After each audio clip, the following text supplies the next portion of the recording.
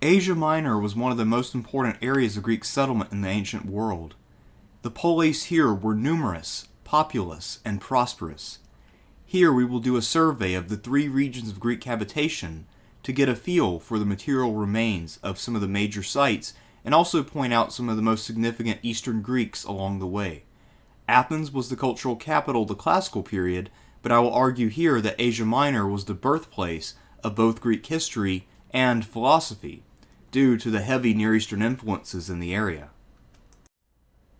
Let us begin by considering how the Greeks got to Asia Minor in the first place. The first evidence that we have comes to us from the late Bronze Age, where we find some typical Mycenaean remains in Asia Minor. So this means that Mycenaean activity was definitely going on in the late Bronze Age, and they even set up some palaces along the coast. Interestingly enough, although in general the Greek Dark Ages was a time of contraction and poverty, it turns out that the Greeks were actually expanding their hold in Asia Minor even during the Dark Ages from about 1100 to 800 BCE. Unfortunately, the Greeks themselves had very little notion of how much time had passed between the era of the palace kings like Agamemnon and the era of the polis. Most likely, of course, Agamemnon was himself a made-up figure. But they did have something of historical amnesia and a lack of chronological precision when it came to the Dark Ages. And because of that, the Greeks most likely tried to fill the void by creating things like the Troy myth, which created a single major event which got the Greeks to Asia. They also created the idea that Ionia was founded by a wave of Athenian settlers. So they tried to use their mythology to simplify what was actually a long, slow, complex process. The reason why they went to Asia Minor in the first place is not just because it was available and within easy reach of their ships, but also Asia Minor tends to have much richer soil than the Greek mainland, which is known for having rocky, mostly unproductive soil. The downside to Asia Minor, as we'll see, is that it is very prone to earthquakes, and this means that many of the original structures in the Greek polis here were destroyed, and a whole lot of what we have left is actually Roman in nature. As for the significance of the Eastern Greeks to Greek civilization as a whole, and arguably Western civilization as a whole, many of the stimuli which helped to create Greek culture, especially philosophy, came to the Eastern Greeks and from there was transmitted to the rest of the Greek world. Remember that during the Bronze Age collapse, what had happened is that in the West, that is to say among the Mycenaeans, civilization had collapsed altogether, but in the East, in places like Mesopotamia and Egypt, civilization had survived even if it had continued at a lessened pace. This means that complex religion and writing and a good deal of technical know-how was preserved, and then this was brought to the Greek world through their contacts in what is now Western Turkey. As we begin this survey of Greek Asia Minor, we will begin in the north and then work our way south. First up is Aeolia, also known as Aeolus. Ionia is just to the west of the ancient kingdom of Lydia. This is, of course, the Lydia of Croesus. It is also to the west of Mysia and to the south of the Troad. Troad, of course, being the area surrounding Troy. The Aeolian Greeks are known for having a distinctive dialect of Greek, and unlike the Ionians, who have cousins in Athens, and then the Dorians, who have cousins throughout the Greek world, including in the far west and in Sparta, the Aeolians that you see on the map here in purple or whatever color that's supposed to be are the only speakers of this particular dialect. There are a couple of other minor dialects, but Aeolian is one of the smaller groupings in the Greek world. And so we actually don't have very many texts or authors who wrote in this language, with one notable exception that we'll get to. Some parts of these areas in Asia Minor, including parts of Aeolia, are actually not on the mainland and are Greek islands. Lesbos and Tenedos are both part of Aeolia. The 12 great cities of Aeolia in the Archaic period ended up forming a league in the late 8th century in order to preserve their independence against their stronger inland neighbors who were non-Greek. And this is actually a very common thing, both in the Greek world and among other civilizations such as the Etruscans, for groupings of 12 or so city-states to join into a large league for self-defense. However, the Aeolians were weaker than their Ionian cousins to the south, and so they began to lose ground even to other Greeks. In turn, the Aeolians were subject to Lydia, Persia, Pergamon, and then the Romans. Lydia and Persia also exerted power over the other areas that we'll discuss, but Pergamon is more focused in the north, so they did not necessarily have as much power over Ionia or over the Dorian area of Karia. Arguably the most important area in Aeolia, at least in terms of both economic vitality and also cultural significance, is the island of Lesbos. Lesbos has several cities, but we'll only talk about one of them. It is a large, unusually rich island off the coast of Asia Minor. The island possesses a good deal more in terms of wildlife, especially in terms of plant life, than what one would expect to find on a typical Aegean island. The most famous resident of Lesbos is one of its earliest recorded residents, and that, of course, is the poet Sappho, a woman who wrote love poetry. And her poems have survived to the present, and she had a huge influence on future poets. The most famous city on Lesbos is the city of Mytilene. Mytilene is best known for being a part of the Athenian Confederacy, the Delian League, in the 5th century. Mytilene revolted, and this caused the Athenians to crack down and lay siege to the city. There was a famous debate recorded in Thucydides where two Athenian politicians debated whether to put the entire city to death or merely the ringleaders. Athens initially voted to execute everyone in the city, but then they changed their mind the next day, so another crew had to go out to give instructions to the generals in the field, and luckily, right as the execution order was about to be carried out, the second crew arrived with the countermanding order.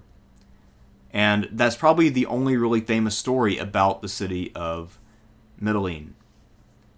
There are also a good number of Roman and Byzantine era remains there, although the Greek remains have largely disappeared due to damage and being built over by the Romans.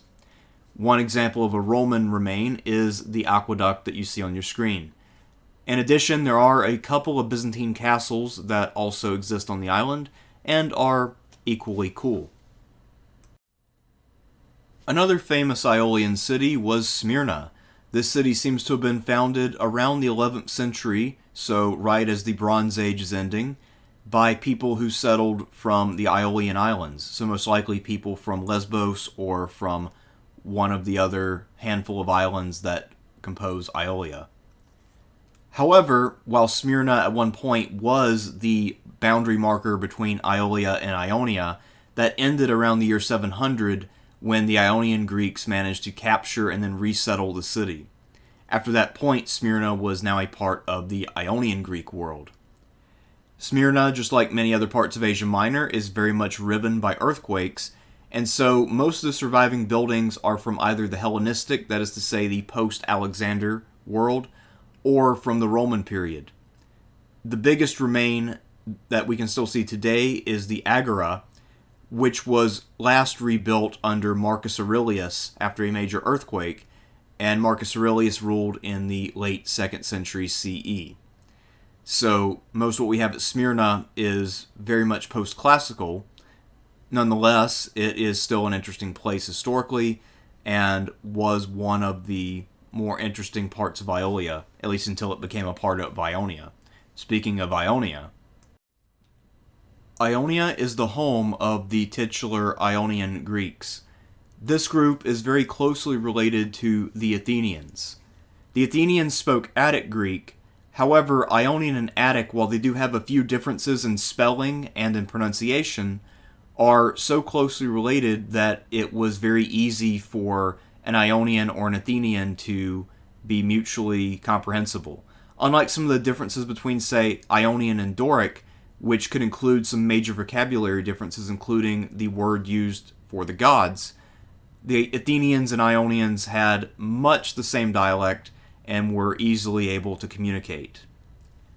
Ionia is far and away the most prosperous part of the Eastern Greek world, and because it was so heavily populated and because it was so much more culturally relevant to the world as a whole, it was a commonplace for Greeks in other areas, that is to say not in the Greek East, to refer to all the Greeks of the East as being part of Ionia.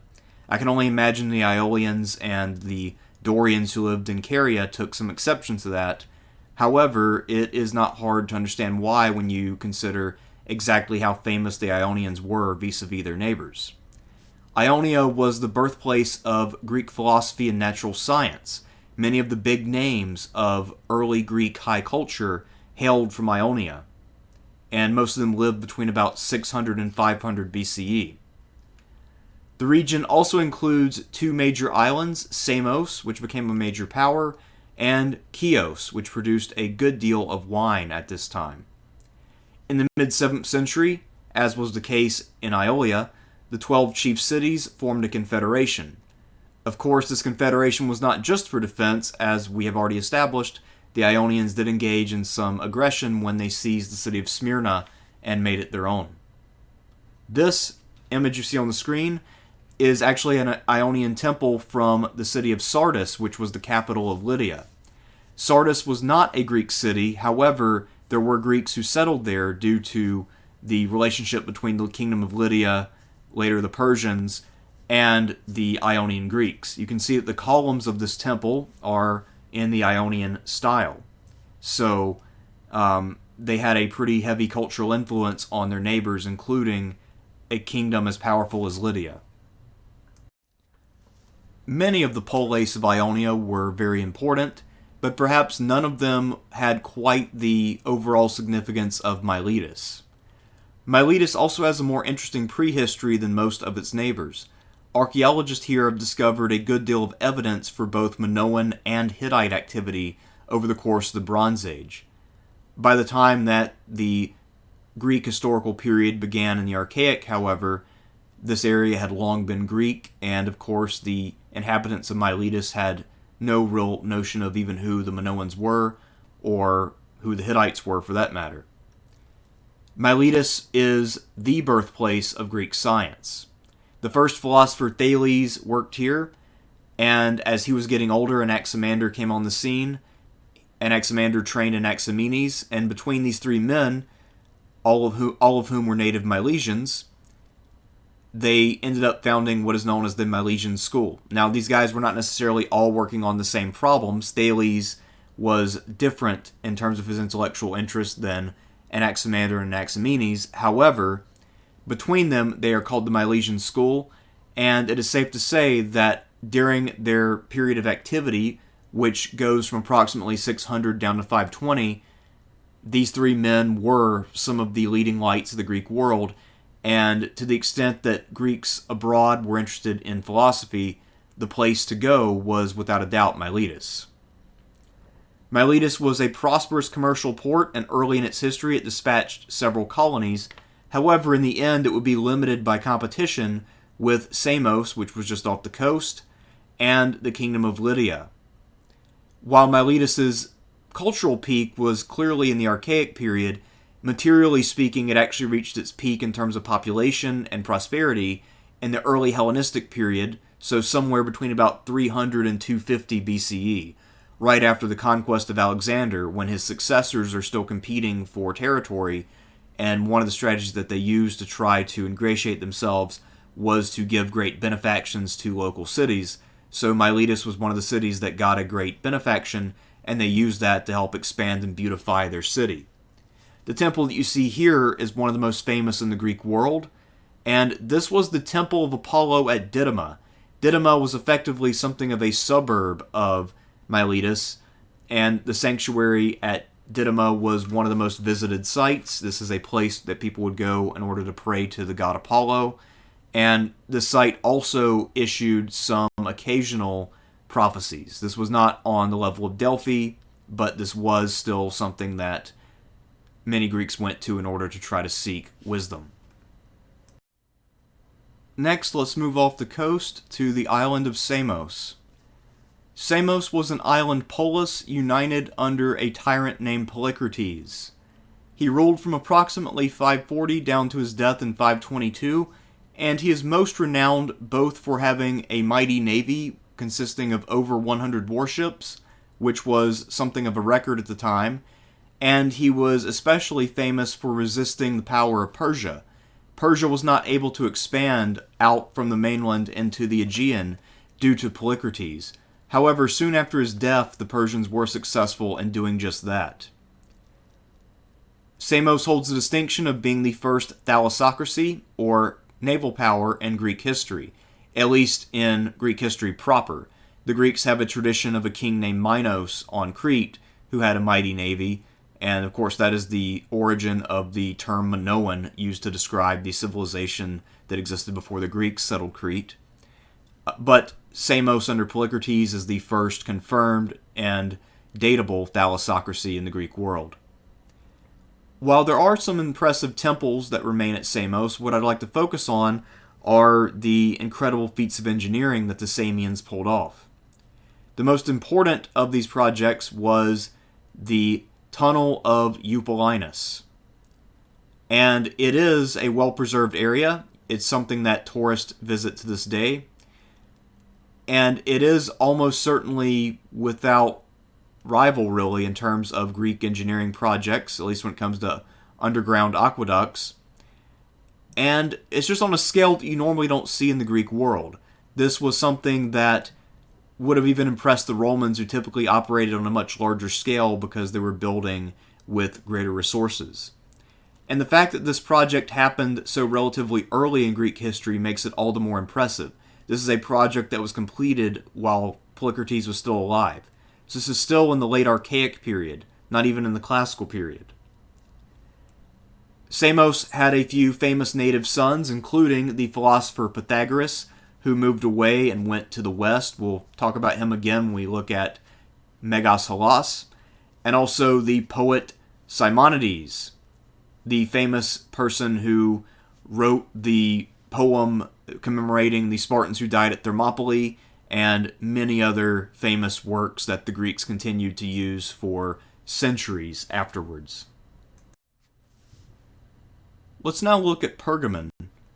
Originally, Pergamon was just another Greek polis, and it doesn't seem to have been particularly big, but it was still a reasonably major site. That all changed in the early Hellenistic period.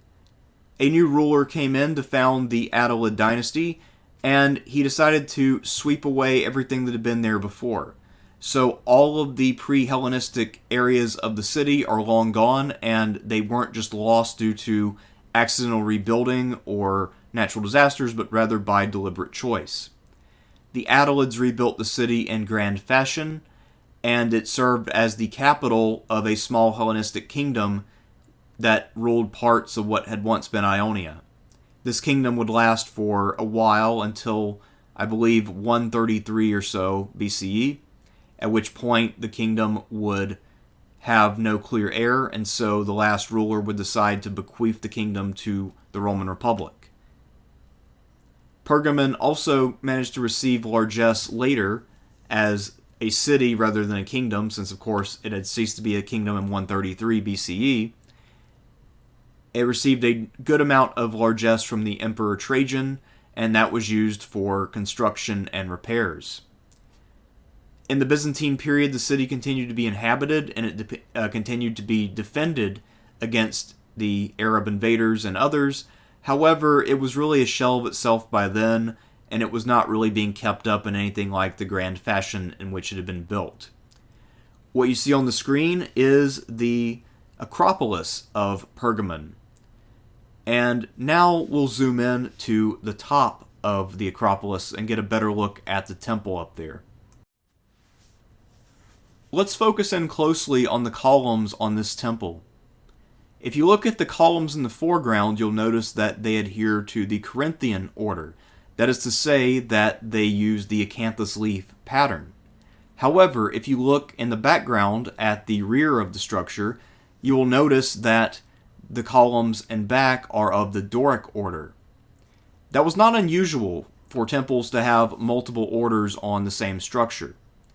As we remember from the lesson on Athens, the Temple of Athena Nike has Ionian columns in the interior and Doric order columns on the outside. So this was something that was not all that uncommon. Unfortunately, as you can also see, most of the structure is long gone, and so we don't have a full sense of all the columns that were used, much less the interior or most of the major decor that was once here. Last but not least, let us take a look at the Polis of Ephesus. Ephesus was founded in the 10th century, that is to say, in the middle of the Greek Dark Ages, by other Ionian settlers. The Temple of Artemis that was once located here was one of the 7 wonders of the ancient world. However, little trace of it has managed to survive to the present, and so we have absolutely no idea what it was supposed to look like, at least not from the material record. The most famous native son of Ephesus was Heraclitus, also known as the Weeping Philosopher. He flourished around the year 500 BCE, so he lived a little before and after that date, and it's safe to say that he's probably the most important Ephesian to ever live. Heraclitus was famous for saying, among other things, that one can never step into the same river twice. That is to say that because of the movement of the water, it is constantly changing. And that was sort of his way to say that everything is always in flux. Ephesus is an exceptionally rich archaeological site for the Hellenistic and the Roman periods. The structure that you see on your screen is the Library of Celsus. Unfortunately, only really the front facade has survived, but it is still quite intact and pretty impressive. This was built around 110 or so CE, and I believe Celsus was a Roman senator, if I'm not mistaken, who decided to settle in Ephesus. Ephesus also has a good deal of significance in the history of early Christianity, not least because one of the most famous letters in the New Testament was written to the Ephesians, but also because the city in general was just in such great condition that there are also Christian-era remains here, and so this city is an archaeological treasure trove for scholars of all different varieties who study many different topics. So Ephesus is, archaeologically speaking, one of the most important places in the Greek East. Last but not least, we move south to Karaia. Karaia was an area which combined native Carians and the Greek polis on the coast, more specifically the Dorian Greek polis. Politically speaking, by the classical period, Karaia was united under the rule of a single Persian satrap who would typically govern from the polis of Halicarnassus. This person could be a Persian, or they could also be a local dynast from Halicarnassus who was both a local ruler in their own right and a servant of the Persian king. Karaia was known for producing a good number of mercenaries. The native Carians, for their part, were quite familiar with the Greeks. They mostly spoke Greek, and so they were easily able to communicate with other Greek employers, and this means that they were valuable as mercenaries for both classical and Hellenistic Greek armies. Also, the Dorian cities here produced a fair number of mercenaries themselves. The dynamic of most Greek cities is that whenever they had political strife internally, it resulted in exile for a number of prominent men, and the way that they would then make their living is through mercenary service as hoplites. So it makes sense that Karaia produced a disproportionately high number of mercenaries in the classical and Hellenistic periods. But now let's consider the great city of Dorian Karia, Halicarnassus. Due to its status as a satrapal capital and its general dominance of Karia, it should come as no surprise that Halicarnassus produced many eminent citizens throughout its history. The first great person to come out of Halicarnassus was actually a woman, so in this case, Halicarnassus has something in common with Lesbos. Artemisia I was queen of Halicarnassus and the satrap of the province of Caria. She held an inherited position that she had gotten after her husband had died, and her son was just about to come of age. He was about to turn 15 and then take over the title for himself.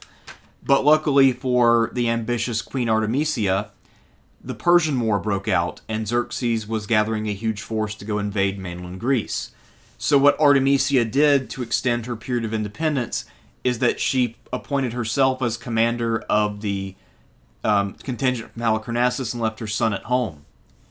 And she ended up fighting at the Battle of Salamis in the year 480. In this battle, she distinguished herself in the eyes of Xerxes because he thought that she fought harder than his other leaders, and he basically then, of course, made fun of his other leaders for being outperformed by a woman. However, interestingly enough, Herodotus tells us that the ships that the queen sank were actually ships that were in her way as she was retreating. Xerxes was watching the battle from a high vantage point, if Herodotus is to be believed, and because most of the ships on the Persian side, at least on a certain part of the battle line, were Greek ships that were loyal to Persia, it was very hard to tell who was who or who was accomplishing what. But at any rate, that's a story that I've always found amusing. Artemisia, though, did benefit from her role in the Persian campaign, as Xerxes rewarded her for her valor, even if she actually was sinking friendly ships. Later on, Herodotus, the father of history, would hail from Halicarnassus. It's likely that his predecessor, Hecataeus, was also a native of Halicarnassus. Centuries later, in the time of the Emperor Augustus, another native son of Halicarnassus would venture forth, Dionysius. He would travel to Rome for about 15 years and write the definitive Greek history of Rome at that time. So Halicarnassus not only helped to make history, but also produced at least two major historians, both of whom have survived to the present in significant form. There was another dynasty in the 4th century, and this also produced a Queen Artemisia. She ruled alongside of her brother/husband, King Mausolus, until his death in 353. Artemisia then decided to honor her brother-husband by building the Mausoleum, so named because it was dedicated to King Mausolus. This is where, of course, we get the lowercase word mausoleum. It is named after a king who was in an incestuous relationship from Halicarnassus. This structure, in its prime, was one of the 7 wonders of the ancient world. We have pretty detailed descriptions of it in our sources, but as we'll see, the physical remains don't quite do it full justice. Halicarnassus as a city was largely abandoned after it faced a siege and then a sack by Alexander the Great as he was conquering the Persian Empire. So 334 was pretty early in his campaign, and he managed to take Halicarnassus. The city never really recovered, and in fact, the natives of the area decided to build at a site just a few miles away, and this caused Halicarnassus to kind of wither and die. However, that's not necessarily the worst thing when it comes to preserving the site, as pretty much everything there is classical or archaic. So now let's look at what remains of what was once the Mausoleum. The modern Turks have once again occupied Halicarnassus as their population has expanded, and so modern Turkish homes can be seen right outside of what was once the Mausoleum. This is all that remains of it today. It's amazing to think that this little pile of rubble was once a grand structure. Of course, one of the reasons why there's so little here is that the ancients had a particular habit of hauling off building material in order to put it to use in other projects. So most likely there are other pieces of the mausoleum that exist, but are being used to prop up other structures from later antiquity or from the Middle Ages. Anyhow, that is all that I have to say for now on Asia Minor. Next time we'll take a look at the Greeks of the Western Mediterranean. That is to say, the Greeks of Italy and Sicily, the inhabitants of what the Greeks called Megas Hellas.